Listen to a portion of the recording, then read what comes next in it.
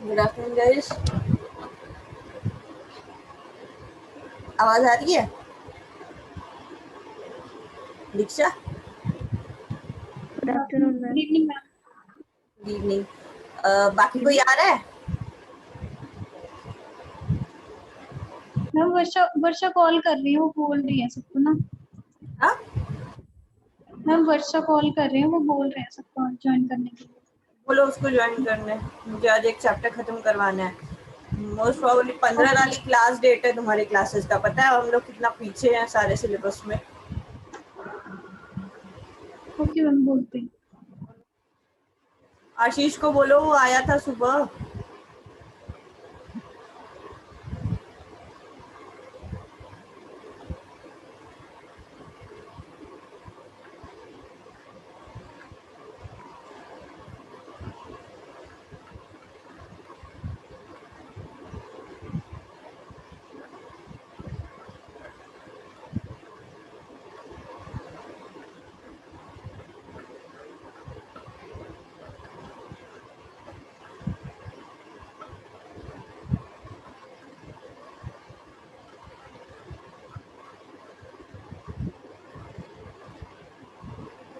Meanwhile हम लोग start करें।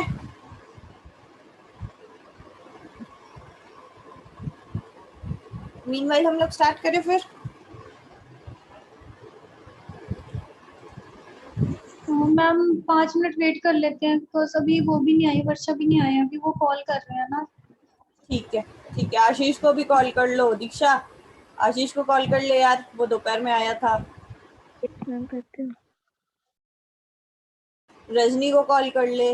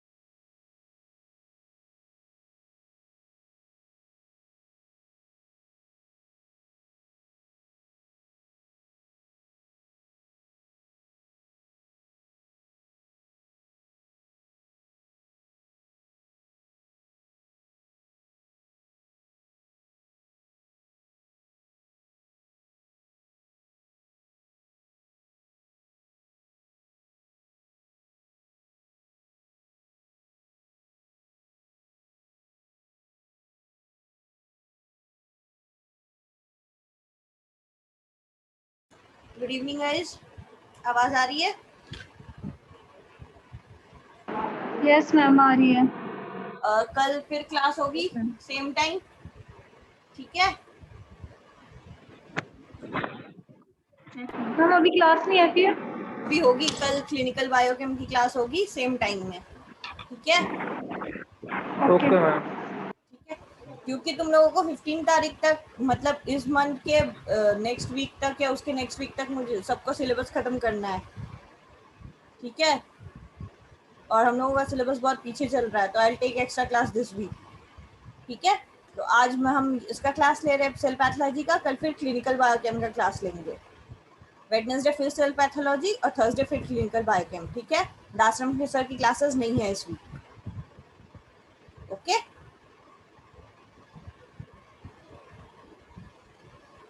आ रही है वर्षा या भी हम लोग कंटिन्यू करें?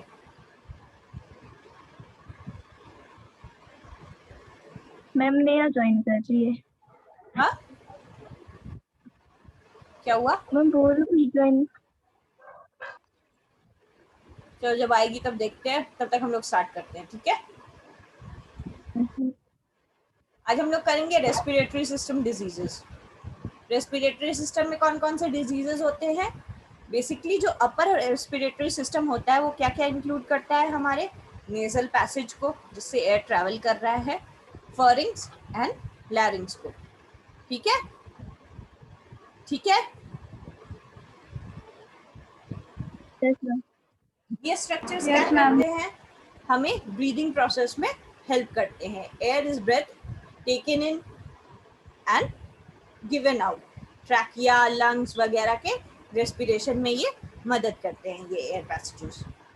तो अगर अपर रेस्पिरेटरी ट्रैक्ट में इन्फेक्शन हो जाए तो बेसिकली क्या होगा? आपका जो कम अपर एयरवे है, जिससे एयर अंदर जा रहा है या बाहर आ रहा है, वो है, उस पैसेज में इन्फेक्शन हो जाता है, ठीक है? ये इन्फेक्शन जनरली किस फॉर्म में होते हैं? इन्फ्लेमेशन के फॉर्म में होते हैं, ठीक है? वहाँ पे रैशेज आ जाए या फिर वहाँ पे इन्फ्लेमेशन आ जाए, ऐसे फॉर्म में ये इन्फेक्शंस होते हैं जो नेजल कैविटी में होते हैं। बेसिकली इसको राइनाइटिस कहते हैं, ठीक है? साइनस इन्फेक्शन कहते हैं, ठीक है, जिसमें साइनस एरिया में इन्फ्लेमेशन आ जाता है। कॉमन कोल्ड, ठीक है, या फिर नेयर्स के इन्फ्लेमेशन, यूविला, टॉन्सिल, इन सब के इन्फ्लेमेशन आ जाते हैं, ठीक है? इन सब एरियाज में इन्फेक्शन आते हैं और आपको सांस लेने में या फूड को स्वेलो करने में तकलीफ होने लगती है। बेसिकली ये कंटेजियस है, एक इंसान से दूसरे इंसान में फैल सकता है अगर आप उसके नज़दीक जाओगे या उसके कांटेक्ट में जाओगे तो, ठीक है? कफिंग, स्नीजिंग के थ्रू ये डिजीजेस एक दूसरे में फैलते हैं, ठीक है? And basically they are viral virus की वजह से ये डिजीजेस होती हैं। You can very finally relate it with corona virus, ठीक है? Clear guys? कोई डाउट है इतनी दूर? अब हमारे नोज में, नॉस्ट्रिल्स में हेयर्स होते हैं। ये हेयर्स क्या करते हैं? जब हम ब्रीथ करते हैं तो ये पर्टिकुलेट मैटर जो है, डिफरेंट वायरसेस जो है, बैक्टीरिया जो है, उनको रोकते हैं, ट्रैप करते हैं, राइट? उनके इन्वेजन को ट्रैप करते हैं। म्यूकस होता है, वेट म्यूकस होता है हमारी नेजल कैविटी में। ये बैक्टीरिया, वायरसेस को हमारे नाक के अंदर से हमारे जो पैसेज है, एयर पैसेज, उसमें नहीं जाने देते हैं, ठीक है? क्लियर? तो एक तरह से उनको रोकने में ये मदद करते हैं और हमारे इम्यून सिस्टम को स्ट्रॉन्ग करते हैं, ठीक है? अब जो सिम्टम्स आएंगे आपको, अगर अपर रेस्पिरेटरी ट्रैक्ट में इन्फेक्शन है तो आपको क्या क्या सिम्टम्स आएंगे? आपके नाक में कंजेशन होगा या फिर आपका रनिंग नोज होगा, ठीक है? नेजल डिस्चार्ज होगा जो कि ग्रीन भी हो सकता है, वाइट भी हो सकता है।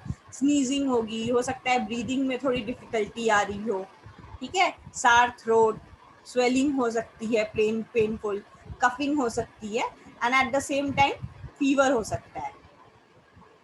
Clear guys? बेसिक रीजंस क्या हो सकते हैं इसके? कि आप किसी को अपर रेस्पिरेटरी ट्रैक्ट में इन्फेक्शन है, उसके क्लोज कॉन्टैक्ट में गए हो तो आपको ये हो रहा है, या आप अपनी हैंड वॉशिंग वगैरह अच्छे से नहीं कर रहे हो तो आपको ये इन्फेक्शन हो सकता है। ठीक है, डे केयर्स में बच्चों को खासकर ये इन्फेक्शन होता है। कई बार ट्रैवलिंग, ज़्यादा डस्ट वगैरह से ये इन्फेक्शन हो सकता है। सी सिकनेस होता है जिनको, उनको क्रूजेस वगैरह में ट्रैवल करने से ये इन्फेक्शन हो सकता है। ठीक है, स्मोकिंग या सेकेंड हैंड स्मोकिंग, स्मोकिंग में डायरेक्टली इंसान जो स्मोक कर रहा है। सेकेंड हैंड स्मोकिंग मतलब अगर कोई स्मोक कर रहा है और आप वहाँ खड़े हो तो भी आपको ये इन्फेक्शन हो सकता है। कई बार हम लोग हॉस्पिटल्स जाते हैं, नर्सिंग होम्स जाते हैं, वहाँ जाके भी हमें ये इन्फेक्शन फैलता है क्योंकि ये कंटेजियस है। ठीक है, अगर आप बहुत लंबे टाइम से स्टेरॉइड्स ले रहे हो, या आपका कोई ऑर्गन ट्रांसप्लांटेशन हुआ है, आपको एड्स है, या आपका इम्यून सिस्टम स्ट्रांग नहीं है, या आपके नाक में कोई आउटग्रोथ आ गया है, तो भी ये सारे सिम्टम्स आएंगे। ठीक है, तो भी ये सारे डिजीजेस हो सकते हैं अपर रेस्पिरेटरी ट्रैक्ट वाले। Clear guys? कोई डाउट है इतनी दूर?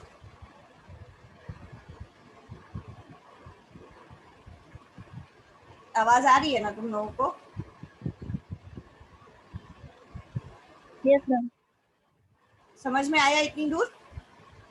Yes ma'am. तो बेसिकली तुम्हारा asthma, pneumonia, swine flu, influenza, allergic reaction, seasonal allergy, ये सारे रीजंस होते हैं अपर रेस्पिरेटरी ट्रैक्ट के इन्फेक्शन में। जो पहला डिजीज रेस्पिरेटरी सिस्टम का है वो है ब्रोंकाइटिस। ब्रोंकाइटिस किसमें मदद कर रहा है? एयर एक्सचेंज में। ठीक है, ये एयर पैसेज है between the nose to the lungs. तो ब्रोंकस, तो ब्रोंकाइटिस जब होता है तो क्या होता है, जो ब्रोंकस ट्यूब है उसमें स्वेलिंग आ जाती है, इन्फ्लामेशन आ जाता है। ठीक है, जो ब्रोंकस की लाइनिंग है वो, उसमें सूजन आ जाती है। इसीलिए सांस लेने की एबिलिटी जो है, जितना एयर पास हो सकता है उतना एयर पास नहीं होता है लंग्स के अंदर।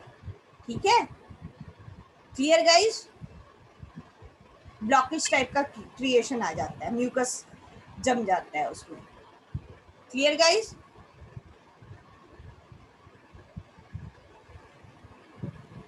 गाइस क्लियर है? आगे बढ़े? Yes ma'am. जी मैम, क्लियर है। ब्रोंकाइटिस अगेन दो टाइप के होते हैं। अक्यूट ब्रोंकाइटिस, अक्यूट ब्रोंकाइटिस कभी भी हो सकता है। ठीक है, कोल्ड हुआ तो भी हो सकता है, वायरल इन्फेक्शन हुआ तो भी हो सकता है। चेस्ट में क्या होता है, कफ जम जाता है and it leads to discomfort, सांस लेने में तकलीफ होने लगती है। अक्यूट ब्रोंकाइटिस जो है वो कुछ देर या कुछ वीक तक रह सकता है। ठीक है, मेन कॉजेस क्या है? Viruses which causes cold and flu, या बैक्टीरियल इन्फेक्शन। अगर आप टोबैको लेते हो, डस्ट स्मोकी रीजन में रहते हो, स्मोकिंग ज़्यादा करते हो, एयर पोल्यूशन है, तो वो भी रीजंस हो सकते हैं एक्यूट ब्रोंकाइटिस के। दूसरा है क्रोनिक ब्रोंकाइटिस। क्रोनिक जो होता है वो सीरियस होता है। ठीक है, ये मतलब बहुत दिनों से आपको होता आ रहा है फिर बढ़ जाता है। ठीक है, इसमें क्या है, जो कफ है, जो म्यूकस है, आपके अंदर बहुत टाइम से जमने लगता है, मोर देन 3 months, एंड इसको ट्रीट करना थोड़ा डिफिकल्ट होता है। ऐसे में आपको ब्रीदिंग डिफिकल्टीज आ सकती है। ठीक है, और ये it can lead to obstruction. जो पल्मोनरी पैसेजेस हैं उनमें ये ऑब्स्ट्रक्शन पैदा करता है। ठीक है, इसके अगेन कॉजेज बैक्टीरिया और वायरस ही है, या जो इरिटेटिंग पार्टिकल्स होते हैं, जो पर्टिकुलेट मैटर्स होते हैं, वो सारे हैं। प्राइमरी कॉज स्मोकिंग है। अगर आप स्मोकिंग लॉन्ग टर्म से करते आ रहे हो, या स्मोक के एक्सपोजर में रह रहे हो, डस्ट फ्यूम के एक्सपोजर में रह रहे हो, तो ये क्रोनिक ब्रोंकाइटिस आपको होता है। इसके मेजर सिम्टम्स क्या है? आपको कफ रहेगा मोर देन 3 months, वीजिंग होगी, चिल्स आएंगे, फीवर होगा, चेस्ट में पेन हो सकता है, चेस्ट टाइट हो सकता है, बॉडी एक हो सकता है, सांस लेने में डिफिकल्टी हो सकती है, हेडेक एंड ब्लॉक नोज। ज़्यादातर नाक ब्लॉक्ड रहेगा तो आपको सांस लेने में तकलीफ होगी। ठीक है, और ये bronchitis it last for several weeks, it can also last for several months. अगर बहुत ज़्यादा टाइम से होते आ रहा है तो it takes a very long time to get heal. ठीक है. और ब्रोंकाइटिस जो है समर में तो ठीक रहता है, लेकिन विंटर्स में और ज़्यादा बढ़ जाता है. It gets worst. ठीक है. and it leads to other diseases also such as pneumonia, asthma. इन सब डिजीज को भी कॉज करता है. बेसिकली आप ब्रोंकाइटिस को डायग्नोस कैसे करोगे? चेस्ट एक्सरे के थ्रू. ठीक है. म्यूकस का एग्जामिनेशन होगा, ऑक्सीजन का एग्जामिनेशन होगा कि आपके बॉडी में कितना ऑक्सीजन है. जो लंग्स हैं उसका फंक्शन टेस्ट होगा, lung function test, blood test होंगे और चेस्ट एक्सरे होगा.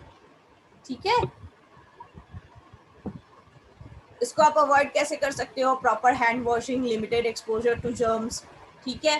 वैक्सीन लेके, प्रॉपर पीपी किट्स इस्तेमाल करके. ठीक है. मास्क यूज करके, नाक मुंह कवर करके रखने से. या फिर अगर आप स्मोक करते हो तो आपको क्विट करना पड़ेगा smoking. Dust, fume, water vapour, जो एयर है वो प्यूरिफाइड हो. अगर प्यूरिफाइड नहीं है तो आप प्रॉपर प्रिकॉशंस लो, मास्क वगैरह यूज करो, उससे आप अपने आप को बचा सकते हो. क्लियर है गाइस? कोई डाउट इतनी दूर? No ma'am. आशीष क्लियर है?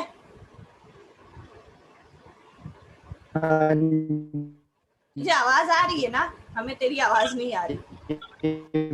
मैम. ओके. मैम नेटवर्क कम होता है अभी मेरे पास. Next will talk about asthma. Asthma के बारे में सबको पता है. एस्थमा एक क्रोनिक डिजीज है, बहुत टाइम से चला आता है और बाद में बढ़ जाता है. ठीक है.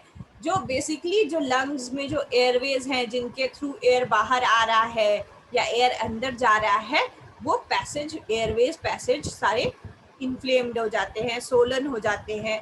उनके अराउंड जो मसल्स होते हैं वो टाइट हो जाते हैं. ठीक है. अब जब ये मसल्स टाइट होने लगते हैं तो इसके एस्थमा के सिम्टम्स हमें दिखाई देने लगते हैं. मोस्ट कॉमन सिम्टम्स क्या है? कफिंग, सांस लेने में सांस फूलना, चेस्ट का टाइट होना, थोड़ा सा चलोगे आप हाफने लगोगे. ठीक है. तो ये सारे सिम्टम्स हैं एस्थमा के. ठीक है. तो बेसिकली एस्थमा सफरर्स जो होते हैं उनको ज्यादा फिजिकल एक्टिविटीज करने के लिए मना किया जाता है, वरना ये सिम्टम्स बढ़ जाते हैं. ठीक है. और बेसिकली कुछ पीपल ऐसे होते हैं जिनको एस्थमा तभी होता है जब वो एक्सरसाइज करते हैं. बेसिकली जब वो एक्सरसाइज करने लगेंगे तो उन्हें एस्थमा वाली प्रॉब्लम आएगी. उनको सांस लेने में शॉर्टनेस आएगी, शॉर्टनेस ऑफ ब्रेथ, उनका दम फूलेगा. तो बेसिकली उस टाइप को एस्थमा को कहते हैं EIB, यानी एक्सरसाइज इंड्यूस्ड ब्रोंको कंस्ट्रिक्शन, या EIA, exercise induced asthma. Basically exercise करते समय उन्हें एस्थमा के प्रॉब्लम्स आते हैं. बेसिकली इसको हील कैसे किया जा सकता है? आपको एक्टिव रहना पड़ेगा, you will have to stay healthy, proper management plan लेना होगा, इनहेलर्स लेने होंगे. ठीक है. उन सब्सटेंसेस को अवॉइड करना पड़ेगा जिससे आपको एलर्जी है. ठीक है. कुछ लोग ऐसे होते हैं जिनको एस्थमा का प्रॉब्लम तब होता है जब उन्हें कोई एलर्जी हो. ठीक है. तो इसको कहते हैं एलर्जिक एस्थमा. तो ऐसे लोगों को अवॉइड करना चाहिए वो चीज़ें जिनसे उन्हें एलर्जी है. उनके फैमिली हिस्ट्री या मेडिकल हिस्ट्री को देख के ये लिस्ट बनाया जाता है कि किन चीज़ों से उन्हें एलर्जी है और उन चीज़ों को उन्हें अवॉइड करना चाहिए. Third type of asthma is occupational asthma. Occupational asthma मतलब आप अगर ऐसे जगह काम कर रहे हो इंडस्ट्री वगैरह में जहाँ बहुत फ्यूम्स, गैसेस, डस्ट वगैरह हार्मफुल सब्सटेंसेस रिलीज हो रहे हैं, जैसे तंबाकू की फैक्ट्री, टेक्सटाइल्स वाले वगैरह. ठीक है. जूट मिल्स वगैरह. ठीक है. तो ऐसे में आपको एक डिसऑर्डर होता है जिसको कहते हैं जिसको कहते हैं एस्थमा. ठीक है. ये बेसिकली उन गैसेस और फ्यूम्स की वजह से हो रहा है जिसमें आप घिरे हुए पूरे दिन रहते हो ड्यूरिंग योर जॉब आवर्स. ठीक है. Clear guys? Fourth type of asthma is childhood asthma. Childhood asthma क्या होता है? जो बचपन से ही आपके अंदर है, just you are born with that. ठीक है, तो मेजॉरिटी ऑफ द बच्चों को ये एस्थमा होता है। और एस्थमा एक ऐसा चीज है जिसका कोई क्योर नहीं है। आप उसको प्रॉपरली डायग्नोज करके आप एक ट्रीटमेंट प्लान ले सकते हो, अपनी लाइफस्टाइल को मॉडिफाई कर सकते हो और अपने कंडीशन को मॉडिफाई कर सकते हो। इसका कोई प्रॉपर ट्रीटमेंट नहीं है कि ये ट्रीटमेंट करके चला जाएगा। ठीक है, मेनली सिम्टम्स क्या है? हाँ बोल आशीष। आशीष कुछ बोल रहे थे? जी मैम। बोल रहा था तू? हाँ कोई कुछ बोल रहा था अभी? नहीं मैम, कोई नहीं हो रहा था कुछ। ओके, मेनली सिम्टम्स क्या होते हैं अस्थमा के? वही शॉर्टनेस आएगा, चेस्ट टाइट होगा, वीजिंग होगा, ठीक है, सांस लेने में प्रॉब्लम आती है, कफिंग होगी जब आप एक्सरसाइज कर रहे हो या जोर जोर से हंस रहे हो तो। ठीक है, एस्थमा अटैक्स जनरली रात को बढ़ जाते हैं। ठीक है, नोज कंजेशन होता है और आप सांस ले रहे हो तो व्हीजिंग या विस्लिंग की साउंड आएगी। कभी कभी हार्ट बीट फास्ट हो जाएगा। ठीक है, स्किन टाइट हो जाएगी, कोल्ड होगा। ये सारे एस्थमा के सिम्टम्स हैं। जनरली एस्थमा के लोगों को कोल्ड से बचना चाहिए। ठीक है, अगर आपको एस्थमा है तो कुछ बायोलॉजिकल कंपोनेंट्स सच एज कुछ पोलेंस, रैगवीड एक्सेट्रा के अगर कांटेक्ट में आप आओगे या स्मोक वगैरह के कांटेक्ट में आओगे, एक्सट्रीम वेदर कंडीशन के कांटेक्ट में आओगे तो आपका एस्थमा और बढ़ जाएगा। ये सब भी कॉजेज हैं एस्थमा के। ठीक है, अगर आप स्ट्रेस्ड हो, पैनिक सिचुएशन में आ जाते हो तो भी एस्थमा अटैक्स आते हैं। स्ट्रॉन्ग इमोशनल कोई प्रॉब्लम होती है तो भी एस्थमा अटैक्स आते हैं। ठीक है, क्लियर गाइस? कोई डाउट है इतनी दूर तो पूछ लो।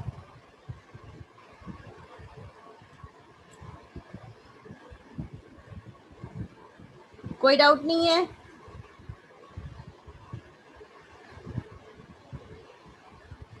आगे बढ़े?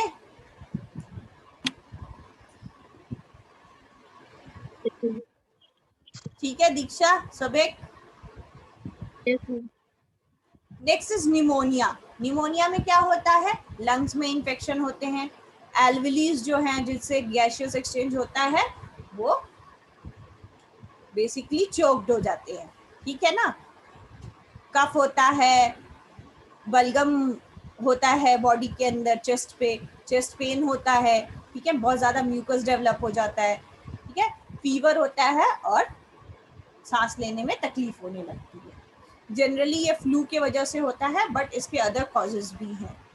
ये भी क्रोनिक हो सकता है, एस्थमा के वजह से भी हो सकता है। ठीक है, कई बार जब ये सीवियर हो जाता है तो लंग्स में पस भरने लगता है, फ्लूइड एक्यूमुलेट होने लगता है, जिसको इंजेक्शन के थ्रू बाहर निकालना पड़ता है।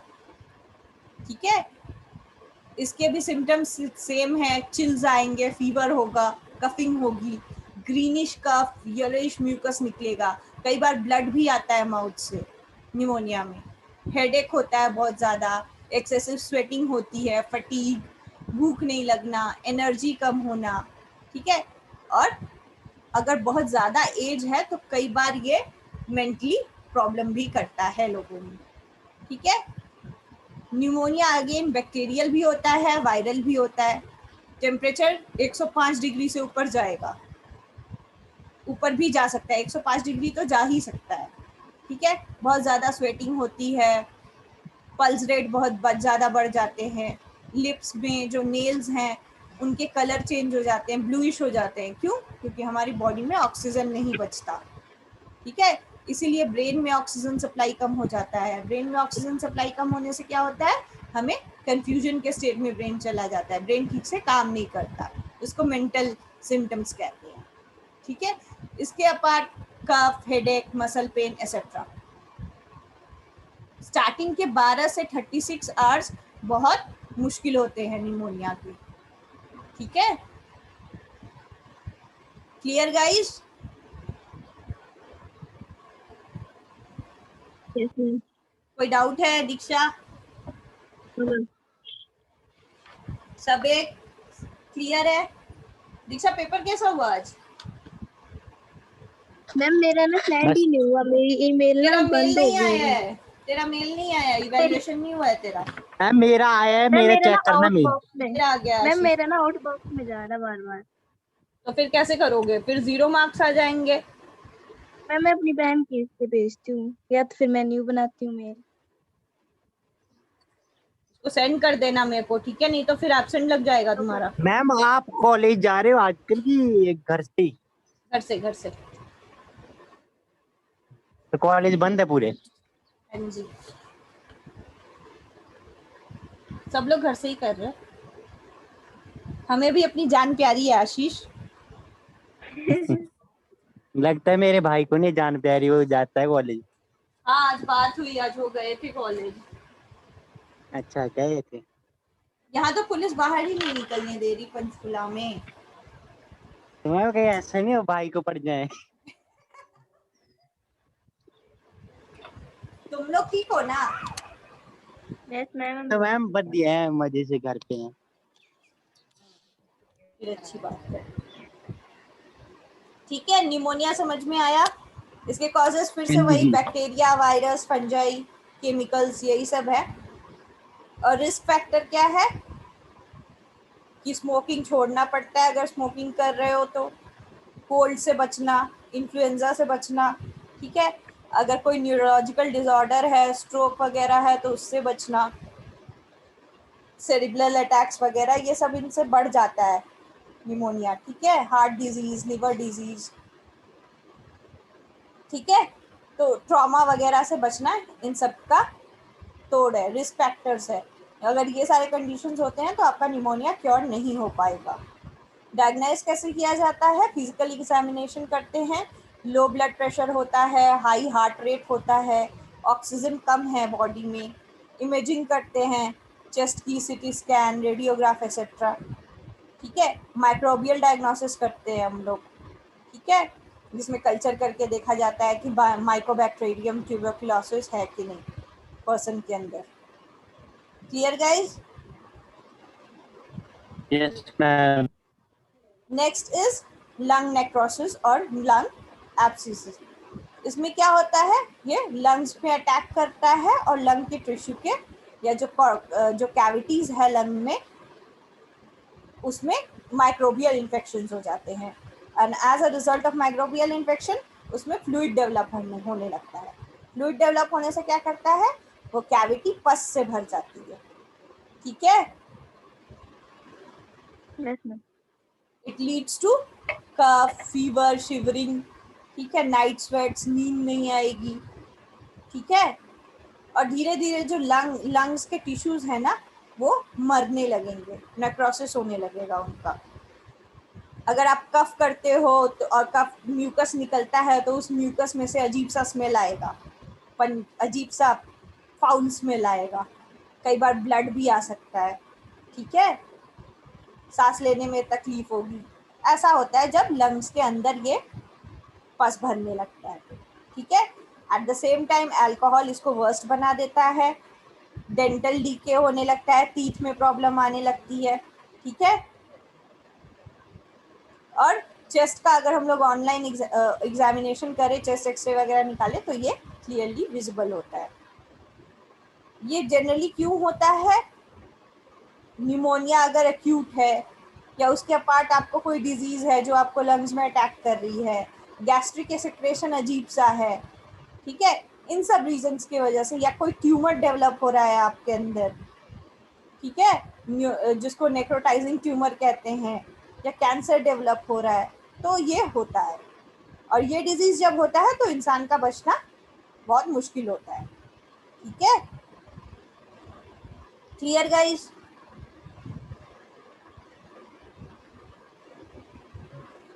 Yes ma'am. Both aerobic and anaerobic bacteria, fungi, parasites etcetera इसमें पार्ट लेते हैं। एनारोबिक बैक्टीरिया में आपका एक्टिनोमाइसिस आ जाएगा, ठीक है?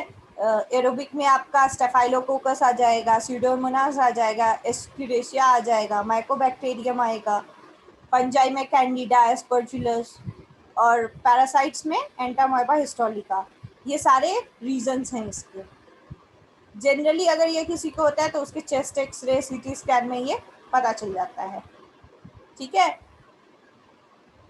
कई बार उसके ब्रांकोस्कोपी भी करना पड़ता है उसको डिटेक्ट करने के लिए कि जब ब्रोंकस में ये प्रॉब्लम आ जाता है। Clear guys? इस डिजीज के तरह ही, लंग्स नेक्रोसिस के तरह ही एक और डिजीज है ट्यूबरकुलोसिस, जो माइक्रोबैक्टीरियम ट्यूबरकुलोसिस की वजह से होता है। This is a very infectious disease, lungs को अफेक्ट करता है और वर्ल्ड वाइड बहुत ज़्यादा डेथ्स होते हैं इस डिजीज की वजह से। क्लियर?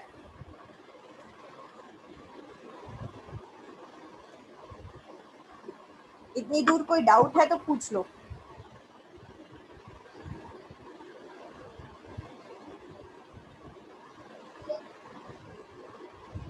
ट्यूबरकुलोसिस दो तरह का होता है, एक लेटेंट और दूसरा एक्टिव। लेटेंट में क्या होता है, ट्यूबरकुलोसिस का बैक्टीरिया जो है आपकी बॉडी में रहेगा लेकिन वो इनएक्टिव स्टेट में रहेगा, इट इज नॉन कंटेजियस, ठीक है। और जब वो इनएक्टिव स्टेट में रहेगा तो उसमें कोई सिम्टम नहीं रहेगा, लेकिन धीरे धीरे वो एक्टिव स्टेट में आ जाता है और फिर उसके सिम्टम्स जो हैं वो दिखाई देने लगते हैं, ठीक है। अगर आपका इम्यून सिस्टम स्ट्रांग नहीं है तो वो बैक्टीरिया एक्टिव हो जाता है। ये सारे एज ग्रुप को इफेक्ट करता है, ऑल ओवर द वर्ल्ड ये डिजीज होता है and most of the people in the country die because of tuberculosis, ठीक है। कंटेजियस है, एक पर्सन से दूसरे पर्सन में फैलता है। अगर किसी के लंग्स में ट्यूबरकुलोसिस है तो दूसरे में फैल सकता है अगर आप उसके कांटेक्ट में जाओगे तो, स्नीजिंग, कफिंग वगैरह, टॉकिंग वगैरह, लाफिंग वगैरह के थ्रू उसके में ट्रांसफर हो सकता है। एंटीबायोटिक्स दिया जाता है जिसको ट्यूबरकुलोसिस होता है ताकि बैक्टीरियल स्ट्रेन को रोका जा सके, ठीक है। अब बेसिकली एंटीबायोटिक्स क्या करते हैं, उस बैक्टीरिया को मारते हैं। Clear guys? आवाज आ रही है? Yes ma'am. कोई डाउट है यस इतने मैम। बेसिक रीजन क्या है इसका, टोबैको। नो है। गुटखा, टोबैको खाने से ये ज्यादा होता है। सिम्टम्स क्या है, वही chill, fatigue, fever, weight loss, भूख न लगना, ब्लड आना मुंह से, ठीक है।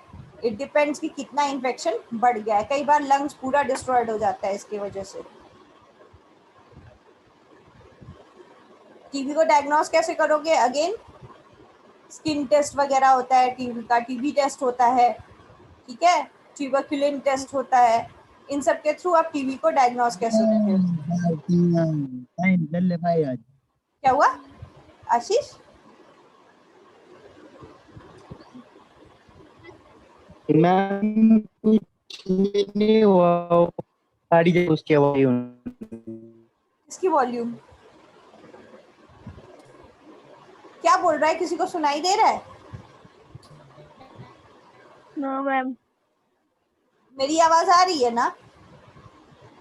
मैम आपकी आ रही है, इसकी कट रही है अभी।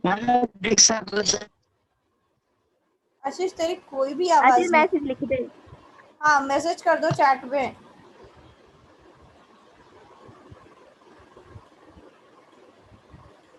Hello hello. हेलो। हाँ हाँ बोल। बोल।